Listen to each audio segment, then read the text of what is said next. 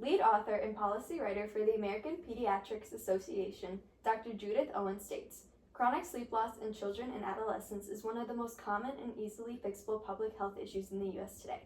According to the Center for Disease Control, among high school students, 73% report insufficient sleep, with about 20% reporting sleep fewer than 6 hours a night."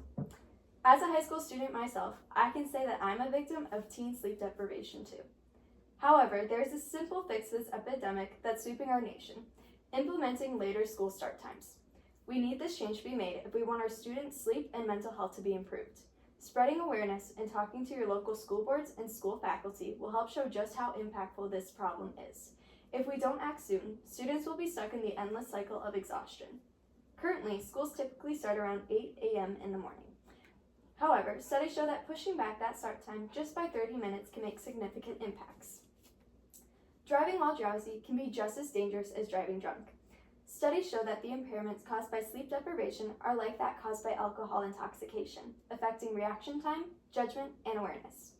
Annually, 100,000 car crashes occur due to drowsy driving, with 6,400 fatalities and 71,000 injuries in the U.S. alone. According to the National Sleep Foundation, 1 in 6 teens have already driven while drowsy. Most teens say schoolwork and jobs are the main factors that keep them from getting the sleep they need to drive alert. I'm not telling you these things to scare you, but rather to show you the importance of sleep, especially in high schoolers. Every time a student drives themselves to school in the morning, they're in danger. If we want the adolescents of our nation to be safe, this is a necessary change we must make. Not only is student safety extremely important, but so is student well-being. Sleep loss affects mood and behavior. The results of a study with 3,000 high school students show that mental distress, depressive symptoms, anxiety, and alcohol use were associated with lack of sleep. These findings highlight that chronic sleep deprivation is a significant risk factor for poor mental health outcomes. If we want our youth to have the best chance to feel good, we must make this change. In addition to these factors, we must bring awareness to the situation. By bringing awareness to this problem, we can solve it. Teen sleep deprivation and poor mental health are no joke. They're epidemics sweeping our nation, and if we want to put an end to this, we must make a change. I encourage you to talk to your teachers, school faculty, and school board about making this small change that would create a big impact. If we can create enough awareness, our local school board will see just how dangerous teen sleep deprivation is, potentially causing them to approve a change in the school day schedule, thus allowing for extra time in the morning to sleep. From there, it's a domino effect. More sleep equals improved mental health, grades, and mood. Pushing back start times will give students extra time to sleep, which in turn will improve mental health levels. Out west in Jackson, Wyoming, at Jackson Hole High School, the school day moved to a start time of 8:55 a.m. from its previous start time of 7:30 a.m. This small change resulted in a 70% drop in teen car crashes, increases in academic performance, attendance, and mood, and a significant increase in the number of students getting the recommended amount of sleep each night. This switch was made in 2013, so it's been continuing for over a decade now. I'm sure you're wondering if that also pushes back the time that the day is finished. At Jackson Hole High School, the day ends at 3:50 p.m.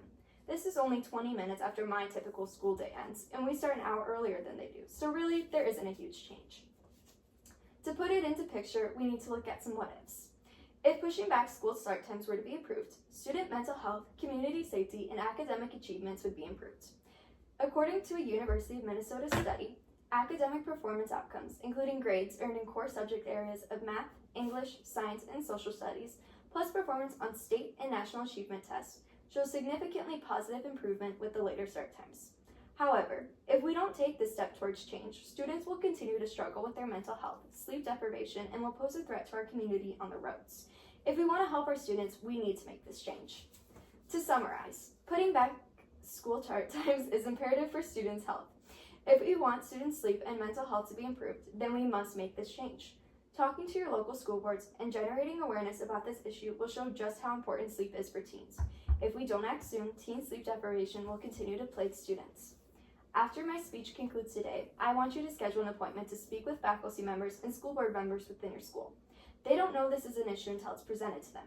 The only way change can happen is if we speak up and advocate for each other. If we want to protect students, we must speak up. Spreading awareness and speaking with members within your school is the first step towards change, and it's the most important one.